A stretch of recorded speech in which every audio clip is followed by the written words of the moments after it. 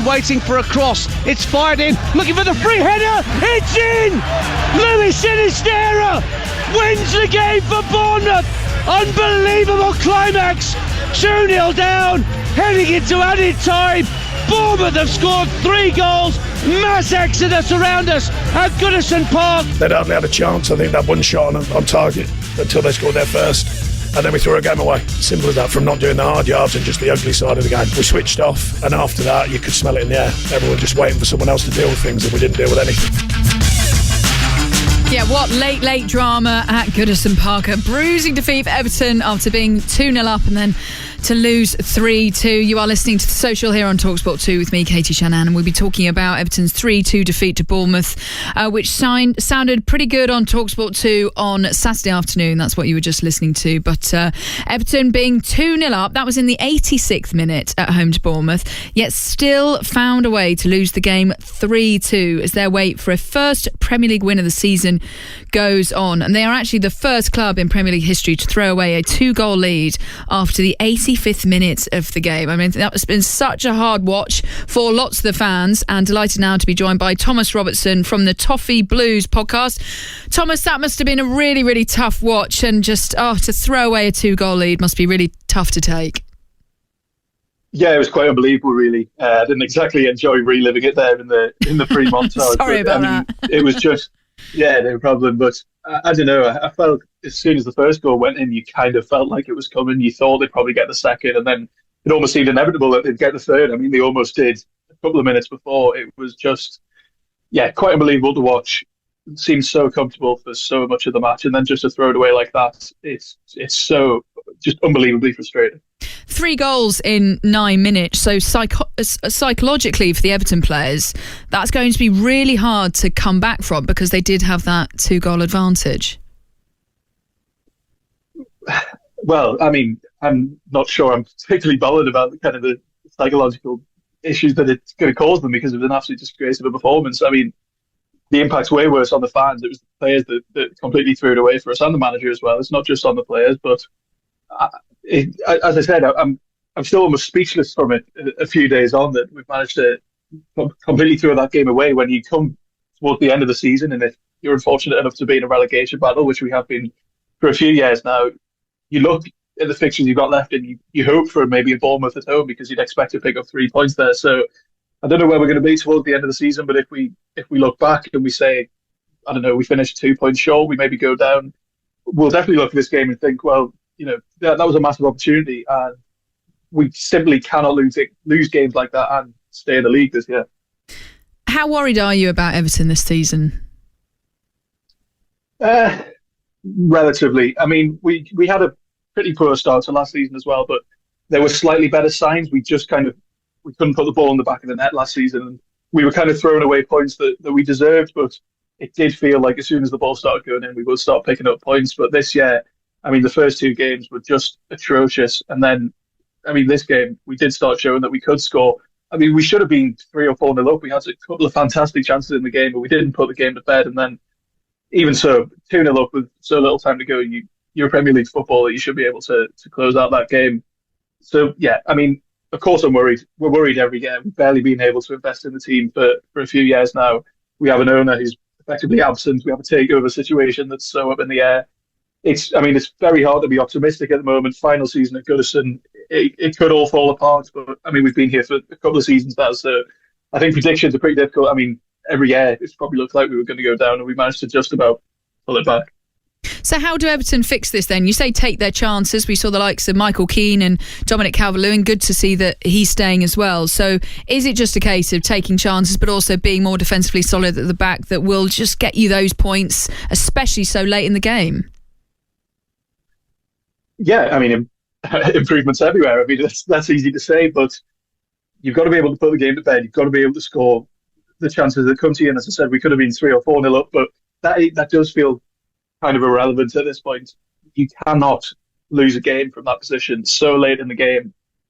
It's not just about your defensive ability, it's about your mindset as well. The players just kind of switched off, and like I said before, as soon as that first goal went in, there's a reason that everybody in the ground and everywhere kind of felt like there was going to be another one. The players' heads dropped. I mean, Dyche said it in his post-match press conference, he thought it was going to happen as well. The whole body language of the players changed. But, I mean, for the manager as well, the substitutions that he made were unbelievable. I mean, we have struggled for squad depth for a couple of seasons now, but the substitutions he made really just took all the energy out of us. And Dyche had a fantastic performance, his first start in the league. And it wasn't just because of, how he was attacking. He was also leading from the front. He was defending from the front. And as soon as he went off, the whole life was basically sapped out of the team. So I think it's pretty hard to kind of narrow it down to one area where we have to improve. Everything has to improve going forward. Well, let's hear from the Everton manager, Sean Dyche, now. After the defeat, he spoke with TalkSport's Matt Jones. Can you quite put your finger on what happened there? Yeah, I can. They'd hardly had a chance. I think they had one shot on target until they scored their first. And then we threw a game away. Simple as that, from not doing the hard yards and just the ugly side of the game. Head it, kick it, turn them, back them off. Most of their game plan was just putting it forward, just long balls forward, and we dealt with it all afternoon until that final moment of the first goal. We switched off, and after that, you could smell it in the air. Everyone just waiting for someone else to deal with things, and we didn't deal with anything. Could you feel it coming then after that first one went in? Yeah, I could, yeah, because I was trying to get them organised, trying to get them the simplicity of it. Just turn them, just play forwards, keep your shape. 4-4-2, and just play forwards and keep your shape, and we see the game through. But we're still trying to play open to the people, making overlaps and all the things you're looking at going, why are you doing that? We don't need to do that at that stage. And like I say, we end up throwing the game away and giving them a win. It must be such an odd feeling, because the first 87 minutes you probably couldn't have been happier with what you'd seen. Yeah, I thought we were excellent for so many parts of the game. It's an anomaly, but it does happen. And I said to the players, we've got enough experience in this dressing room to understand that you have to. One of my big things I say, lads, you have to play for every breath of the game, because football changes quickly. And we just thrown a game away. I mean, I'm looking at it going, I have no clue what that's all about, but no one taking responsibility. Everyone's just looking around. Yeah, I don't know. It's a really confusing one for me. How are they feeling in there? Because it must be really tough for them to take as well. It shouldn't be tough. They're out there, at the end of the day, they could correct it. And they'd see, and we speak to the players a lot. When you speak to players at half-time, which I do sometimes, to ask them what they think. And so I say, well, if you know that, why didn't you correct it? So correct it while you're out there. After the first goal, I'm expect everyone to I'm trying to get it on there, get organised, keep your shape, and just literally do the basic things. Win your headers, win your tackles, win your races. You've got to see it going through. We were so good at times today. I think they thought, oh, it's done now. Getting a bit lackadaisical, playing sloppy passes and making overlaps when they're never on and trying to open up the game. You don't need to open up the game at 2-0 because they'll open it up, and they did. And we just decided to play an open game. We didn't need to. Turned it into a basketball match for no reason at all. And all they did was get it wide and cross it and put people in the box, and they won from doing that. Fair play to them. How concerning is it, Thomas, to hear the likes of Sean Dyche say, I don't understand the approach that they're taking, those overlapping runs, keep attacking, you don't need to do that, when really it should be coming from him, these instructions, to regroup and gather the team in the late stages of the game?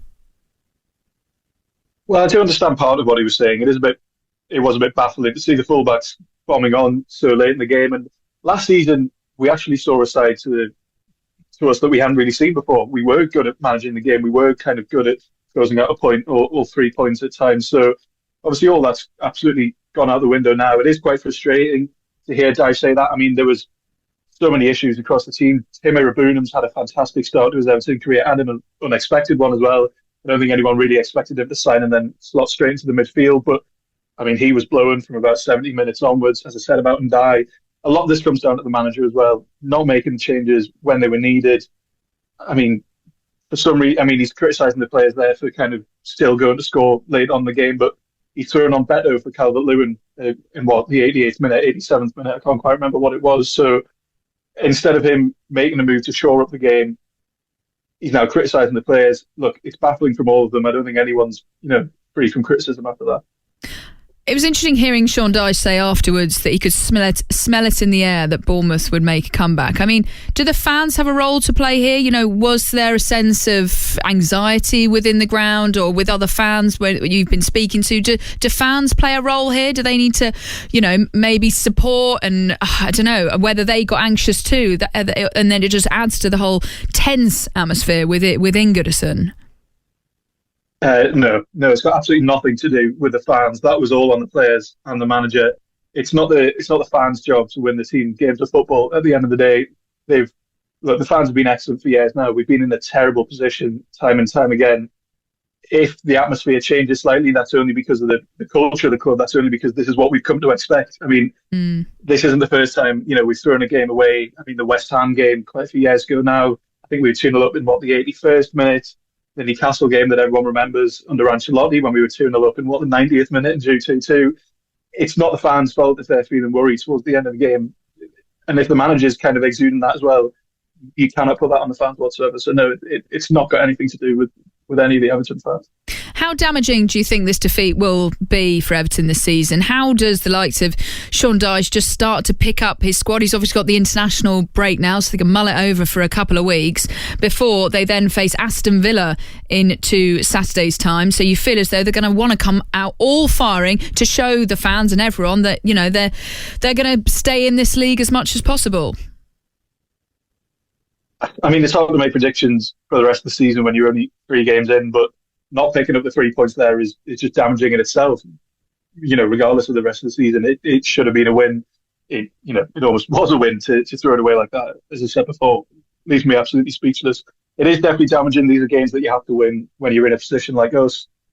We did pretty well last season. Of course, the points deductions kind of dragged us back into the relegation battle, which we shouldn't necessarily have been in, but yes, it's damaging. It's 3 points dropped out of basically nothing. As the manager said, they pretty much didn't do anything all game until those final 9 minutes or so where we just effectively handed it to him. I'm not sure if the international break's going to do any good. I don't think mulling it over is really going to help anyone at all. Aston Villa next up is not an ideal game that you'd want to be going into. They look pretty strong. I mean, our former player from last season, Amadou Onana, seems to be on good form there, so I expect him to score a couple against us. Yeah, it's definitely damaging. It's damaging now. It will hurt for the rest of the season. But yeah, luckily it's early on. There is time to change things, but we'll just have to see. I'm very aware that our conversation has been quite negative, so I want to finish on a positive, if I may. You spoke about Iliman Ndiaye. Now, I've spoken to him when he was at Sheffield United ahead of their FA Cup quarter-final, and he is such a talent, and I'm delighted to see him just flourishing at Everton. He just, dances around defenders using ballerina footwork, which is just wonderful to see. In the interview, he actually said that he thinks he can win the Ballon d'Or one day. Now, I was quite surprised when he said that, but credit to him for having such ambition, and like you say there, it was just good to see Iliman Ndiaye just starring for Everton, and hopefully that continues this season. Yeah, fair enough. I mean, it's good to have ambition. I mean, I can't argue with that. I mean, he looked excellent for Sheffield United. I'm pretty sure we were linked with him at the time, and then he ended up going to Marseille. He had a pretty poor season last year, kind of playing out of position, but he looked all right in pre-season. He hasn't started the season, but came in against Doncaster, looked bright. He was given the start against Bournemouth, and he was probably he's definitely the best player on the pitch. He is a bright spark. It was good to see. He's harassing players from the front. That helps. Not throw games away in the last 9 minutes. Full of energy. He's happy to take a player on, which we pretty much not really seen at Goodison for quite a few seasons there. So yeah, he does look really exciting. I hope he kicks on from here and kind of replicates that form that he had at Sheffield United, because he was absolutely outstanding in that promotion season. And just finally, there are rumours that some fans want David Moyes to come back. Are you happy with Sean Dyche? I know it's very, very early stages of the season, but I'm being told there are rumours that David Moyes, some of the fans would like to come back. Or are you happy with Sean Dyche for now? I can't exactly see what David Moyes would come in and do differently. I mean, first of all, the club aren't in a position to sack Dyche. We don't have the money. We can't afford the compensation package. So that's simply unfeasible. And we have, as I said, we have an owner who's absent. It's hard to know who would be actually making those decisions. But I mean, look, I can't say I'm happy with Sean Dyche at the start of this season, but David Moyes is not going to come in and make a single piece of difference to this team. He approaches things very similar to Sean Dyche. They're quite similar managers in a lot of senses. So I mean, I understand the cause for it. I think Moyes has had a really solid career, and obviously he was pretty, he was an important manager for us for so many years, but there wouldn't be kind of a magical difference. You wouldn't really see that. I don't think anything really different on the pitch or off it, but, we're not even in a position to sack Sean Dyche. I'm not happy with him at the moment. Give him a chance to turn it around. I mean, we've been through so many managers under Moshiri, which has just caused chaos. And I mean, we've probably only still got this manager because we can't afford to sack him. I'm sure Moshiri would manage to find a way to sack him. So, I mean, yeah, I get why people say that they might want Moyes, but I can't see it being any different. And I also can't see Dyche getting sacked. Thomas, thank you ever so much for coming on the social here on TalkSport2. I hope next time we speak it's on better terms. You've been brilliant. Thank you ever so much. Thomas Robertson there from the Toffee Blues podcast.